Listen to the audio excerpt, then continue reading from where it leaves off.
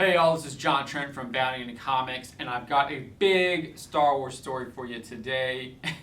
There appears to be an agenda against Luke Skywalker inside Lucasfilm. So an alleged Disney insider going by the screen name WDW Pro on the WDW Magic forums claims he's worked significantly with Lucasfilm over the past decade. He dropped a number of bombs about the inner workings of Lucasfilm and Star Wars that led up to the disaster that is known as The Last Jedi. And he also kind of detailed what's been going on leading up to the Rise of Skywalker, and specifically how they dealt with Luke Skywalker. Now, before we get to these bombs, I want to ask you to please hit that subscribe button if you haven't already. Especially if you like this content and you want to see more of it, we really appreciate if you hit that subscribe button. So if you could please do that, hit that subscribe button, and while you're at it, hit the like button as well. We really appreciate it. Thanks. So let's get to these huge bombs about Luke Skywalker.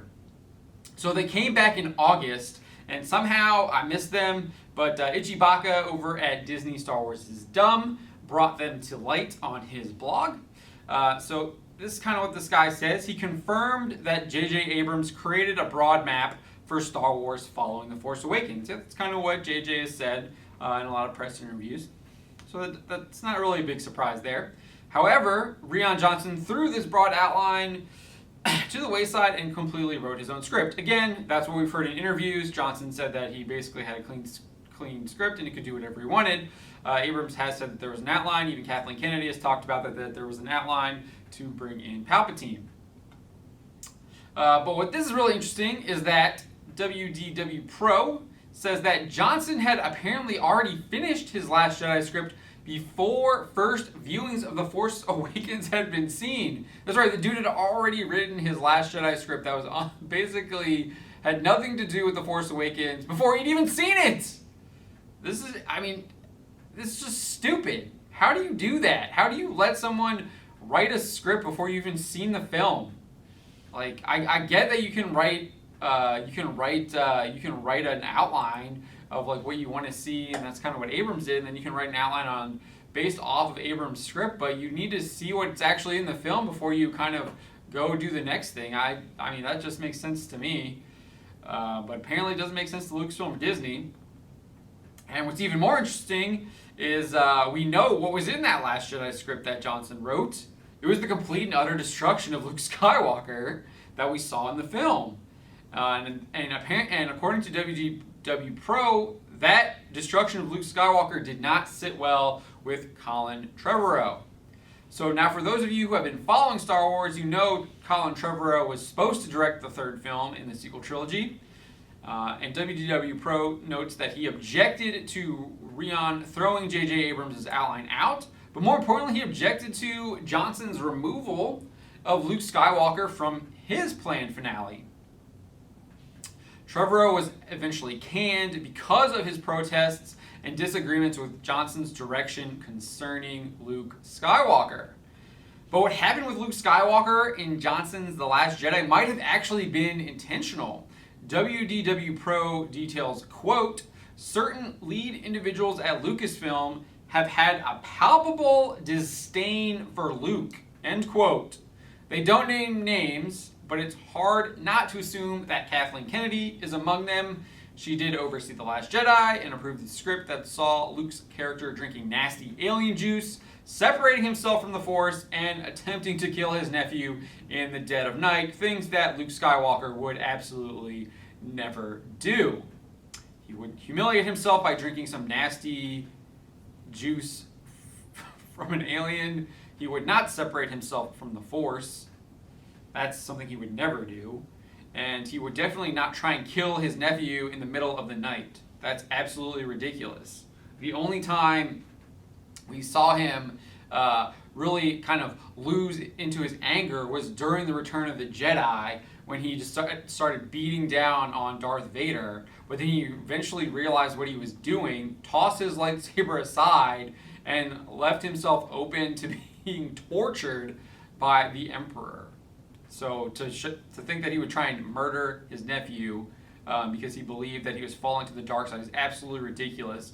When he literally threw away his lightsaber, decided to get tortured, decided to allow himself to be tortured by the Emperor in order to ensure that he would not turn to the dark side, as well as try and redeem Darth Vader, because he knows that his father is still there and there was still some light in him. So, those were all approved by Kathleen Kennedy. She also oversaw The Force Awakens, that had Luke Skywalker only appear at the end of the film, and he didn't even have a speaking role. So he wasn't even in the movie. Besides that, those last shot. This is disgraceful. On top of that, a picture of Luke Skywalker being X'd out, the big red marker, was seen on the official Star Wars YouTube channel. In their video Rebels Recon number 4.7, that gave viewers a first look at the Star Wars Rebels series finale, a photo from inside Lucasfilm shows a giant red X across the face of Luke Skywalker, like he was the target of a hitman or something. Why would Luke Skywalker's face be X'd out? Like he was like he'd been killed. Justin Bolger, a Lucasfilm employee, claims that the picture is part of his cubicle decorations and that it had an Imperial theme. And he wrote, "Today I learned that my cubicle decorating style, Imperial Couture, launched Twitter conspiracy theories." He didn't debunk any of those theories, though. He didn't provide an actual photo of his cubicle to back up his claim that he actually does decorate it with Imperial Couture, which you would think you would do. Hey, look, I have a really cool cubicle. Look at my Imperial Couture decorations. That just would seem like the most logical solution, but we didn't see any of that. So that leads one to believe that maybe he wasn't really Imperial Couture, but who knows? But getting back to the leaks, maybe the most interesting part from this information from WDW Pro is that both Bob Iger, Disney CEO, and Alan Horn, the co-chairman of Walt Disney Studios, didn't like Johnson's Last Jedi.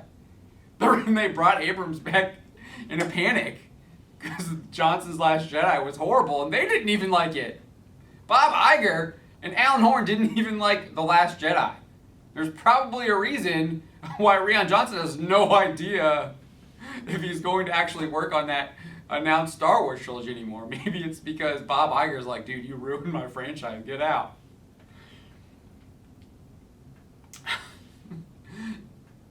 So even more interesting is that WDW Pro makes it sound like Iger and or Horn might have specifically made changes to the Rise of Skywalker to fix Luke Skywalker's character. WDW Pro notes they revised the script in both January and in May to make these changes happen. And then here's the real kicker. My source tells me that Disney hasn't even screened the Rise of Skywalker internally yet. Meaning they still might be making changes to the film as you watch this. It's October 15th. There's only a little over 2 months until the movie's out, and they haven't even screened it internally. What is going on at Lucasfilm and Disney? What is going on? What are you doing over there? Maybe they should take a book out of Sonic the Hedgehog and delay the film. Make sure your product is finished. You don't need more bad press. You don't need more people not buying merchandise. You don't need more people not going to Star Wars Galaxy's Edge. It doesn't look good. It looks like a complete cluster. I want to know what y'all think. What do you make of this new rumor from this Lucasfilm insider? I mean, what do you make of this information from my source that they haven't even screened the film internally? 2 months out. 2 months out. Get your crap together, Lucasfilm. Come on. I mean, it just makes it look more important. Like that move to bring Feige into Star Wars just has more credence. There's more power to it. Star Wars doesn't know what they're doing. They seem disorganized from an organizational standpoint, from a structural standpoint. Bringing Feige on to produce a Star Wars film, and potentially, he might not be just producing a Star Wars film, he might be bringing some organizational structure to Lucasfilm that it seems like it desperately needs. Woo! Anyways, like I said, what do you think of this? What do you make of this? Let me know. Leave a comment below. My name is John Trent, and you've been watching Bounty in the Comics. I'll talk to you later.